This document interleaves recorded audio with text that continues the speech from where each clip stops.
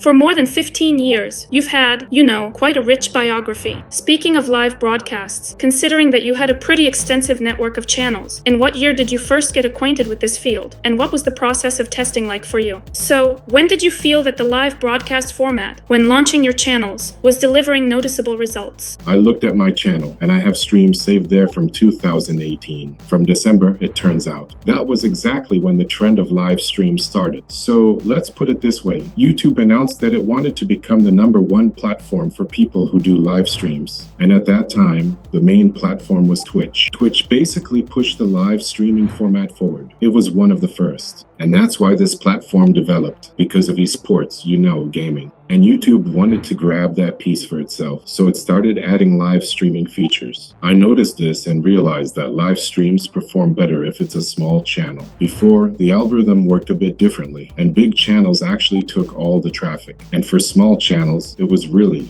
let's say, hard to break through and get their own audience. And for my academy students, the question was always how to break out of this sandbox, how to get the maximum traffic, because psychologically, you start to break down.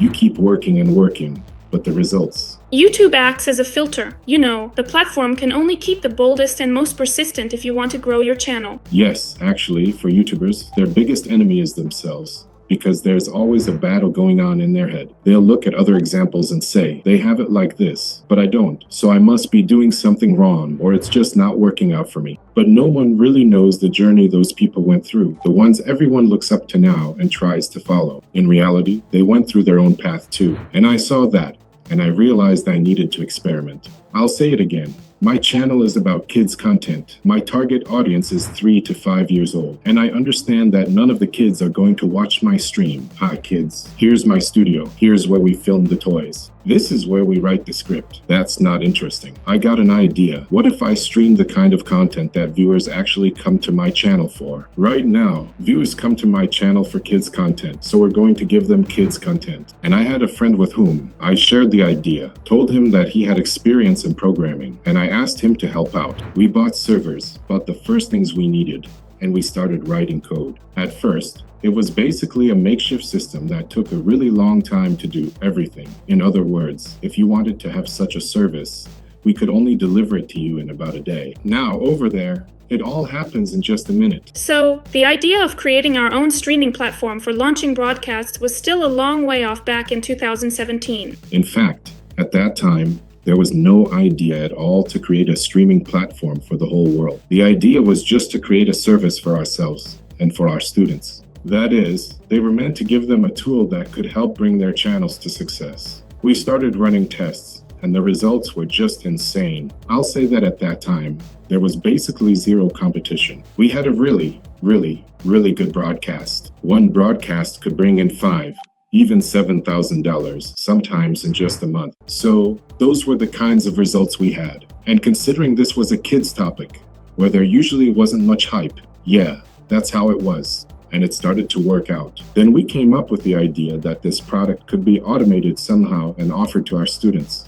The condition was that it was only for our own people, meaning those who either bought our courses or joined our group. Now it's a community, from our crowd, and that's how it went. And then, let's say, there was a lot of demand.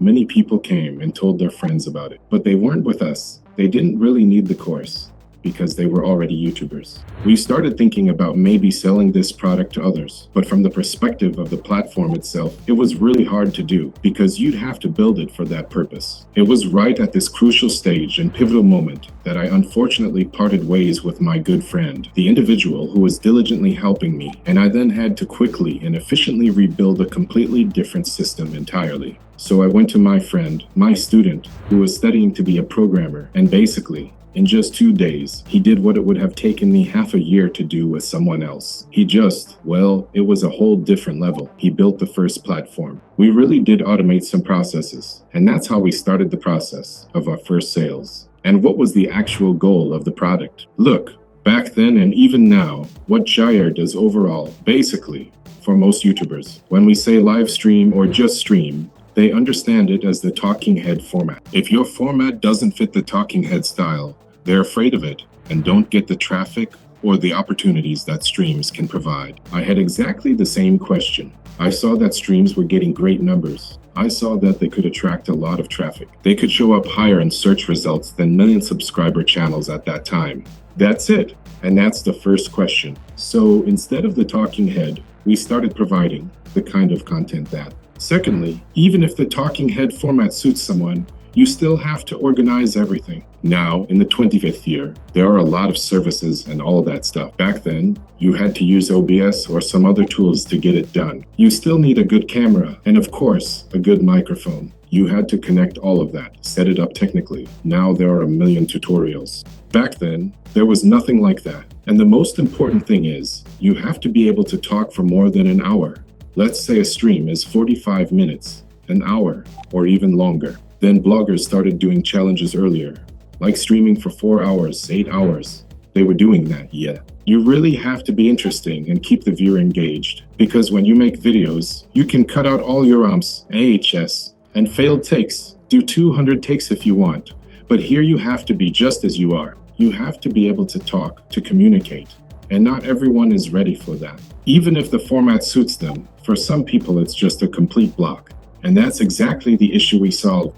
We launched the product in a very simple way. Basically, you take the content you already have, launch it as a live stream. The live stream gets boosted. Viewers watch, your audience shows up, subscribers get notifications that a stream is happening, and they tune in. It's a really cool format.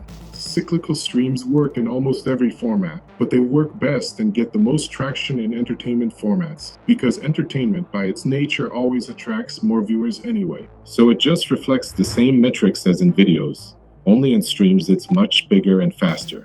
Gyre showed up much later. I had partners from big business, from a media network, and we agreed to collaborate. And then Gyre appeared. At first, he just started with, looping streams, and that was it. Then, the brand appeared. The whole dashboard changed completely. That's basically how Gyre appeared. Now we've passed, the verification on YouTube. It's the only tool in the world for 24/7 looping streams that YouTube recommends in its catalog. We're really proud of that. There was a code review before this, so now we're operating in 37 countries. But this journey was actually very long.